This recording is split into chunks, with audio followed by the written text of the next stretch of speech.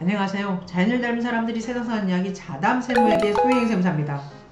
오늘은 지난 3월 23일에 공포 시행된 코로나19 극복을 위한 조세특례제한법 시행령 개정안과 관련된 두 번째 시간으로 이번 시간에는 감염병 특별재난지역 소재 중소기업에 대한 과세특례 및 소규모 개인 사업자에 대한 부가가치세 한시 감면 규정 등에 대해서 살펴보도록 하겠습니다.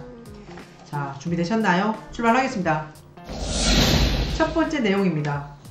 감염병 특별재난지역 소재 중소기업에 대한 과세특례 내용입니다. 감염병 피해에 따른 특별재난지역 소재 중소기업에 대해 소기업에 대해서는 60% 그리고 중기업에 대해서는 30%에 해당되는 소득세 법인세를 감면한다는 내용인데요. 이러한 내용 중에 감면 배제 업종과 소기업 기준 등은 대통령령으로 정하고 있습니다. 감면 배제 업종에 대해서 살펴보시면요. 첫 번째, 부동산 임대 및 공급업. 두 번째, 사행시설 관리 및 운영업. 세 번째, 변호사업, 회계사업 등 전문직 서비스업. 네 번째, 블록체인 기반 및 암호화 자산 매매 및 중개업. 그리고 마지막으로 보험 모집인은 제외한 금융 및 보험업이 그 감면 배제 업종이 되겠습니다.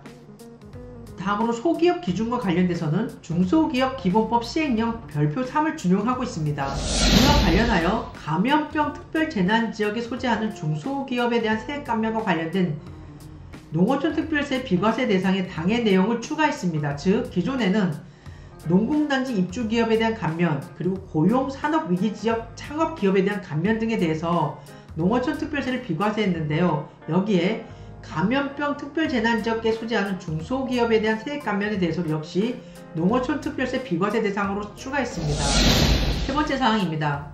해외 진출 기업이 국내에 복귀 시 세제 지원을 하는 요건을 신설했는데요.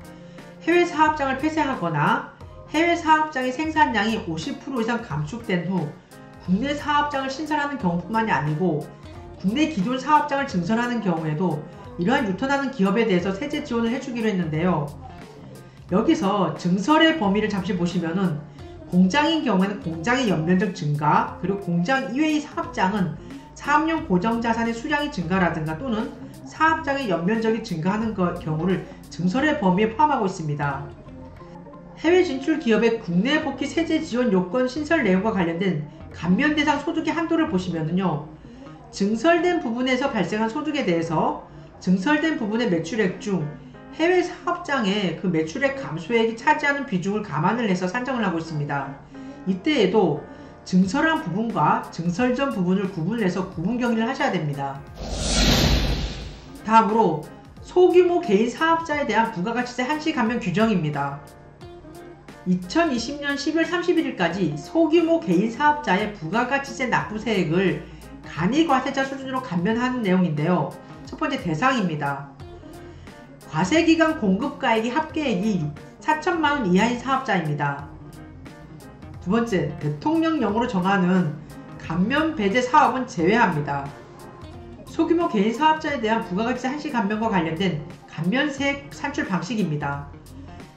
매출세액에서 매입세액을 차감을 하고 각종 공제세액을 차감한 일반과세 방식 세액에서 공급대가의 합계액에 5%에서 30%에 해당되는 업종별 부가가치율을 곱하고 10%를 곱한 간이과세 방식 세액을 차감을 하시면 감면세액이 산출이 됩니다.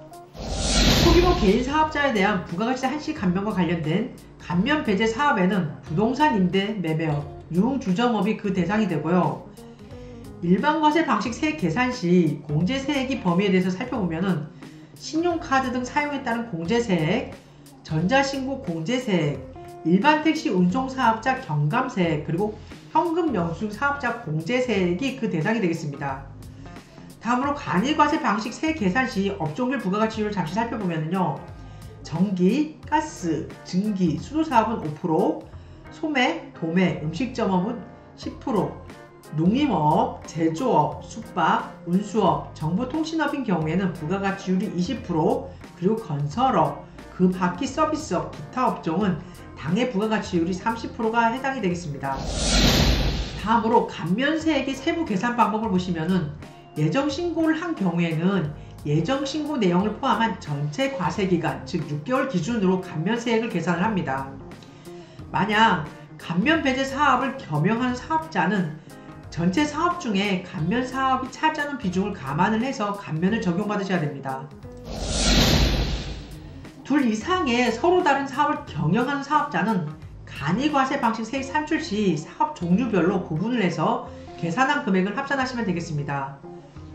이러한 소규모 개인 사업자에 대한 부가가치세 감면은 확정신고 시 부가가치세 과세표준 신고서와 함께 감면 신청서를 관할 세무서장에게 제출하셔야 됩니다. 5번째 사항입니다. 간이과세자에 대한 부가가치세 납부 의무를 한시 면제하는데요. 그 내용을 살펴보시면은 간이과세자에 대한 납부 의무 면제 기준 금액을 현행 연매출 3천만원에서 4,800만원으로 2020년 10월 31일까지 한시 상향합니다.